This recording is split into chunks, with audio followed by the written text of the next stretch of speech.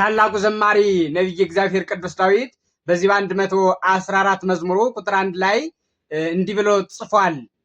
እግዚአብሔር የልመናዬን ድምጽ ሰምቷልና ወደድኩት ይላል። እግዚአብሔር የልመናዬን ድምጽ ሰምቷልና ወደድኩት፣ ጩኸቴን ሰምቶኛል፣ ሐዘኔን ስለሰማኝ ወደድኩት፣ ሰምቶኛል፣ ልመናዬን ሰምቶኛል ይላል። በአንድ ወቅት እግዚአብሔር ስለቀባው፣ እግዚአብሔር ስለመረጠው፣ እግዚአብሔር ድል አድራጊ ስላደረገው፣ እግዚአብሔር ስለወደደው፣ እግዚአብሔር በእስራኤልና በሕዝቡ ላይ ስለሾመው ሳኦል አሳዶት ነበር፣ ያሳድደው ነበረ። ስለዚህ በዚያ በተጨነቀበት ሰዓት ወደ እግዚአብሔር ጮኸ። አማራጩን እግዚአብሔር አደረገ። የሚያድነው እግዚአብሔር መሆኑን አመነ፣ አወቀ። ስለዚህ መጠጊያውን እግዚአብሔር አድርጎ ነበርና እግዚአብሔር ደግሞ ፍጹም ማዳንን አድኖታል። ፍጹም ማክበርን አክብሮታል። ወደ ታላቁ ቤተ መንግስት ይዞት መጣ። ስለዚህ እግዚአብሔር አድኖኛል፣ ልመናዬን ሰምቶኛልና ወደድኩት ብሎ ለጊዜው ለራሱ ተናግሯል። ፍጻሜው ግን ለአዳምና ለልጆቹ የተነገረ ነው።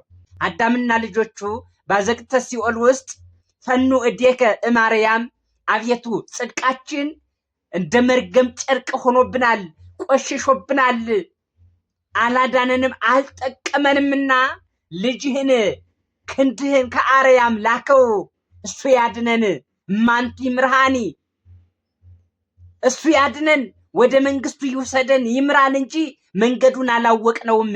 መንገዱ እሱ ይውሰደን፣ መንገዱ እሱ ወደ አንተ ያድርሰን። እሱ የህይወት መንገድ ነው።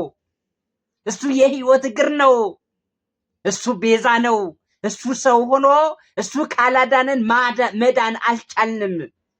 እሱ ካልተቤዠን፣ እሱ ካልገዛን በደሙ እኛ ራሳችን መግዛት አልቻልንም። ለራሳችን ዋስ መሆን አልቻልንም። ዋሳችን እሱ ይሁን። አዳኛችን ቤዛችን እሱ ይሁን።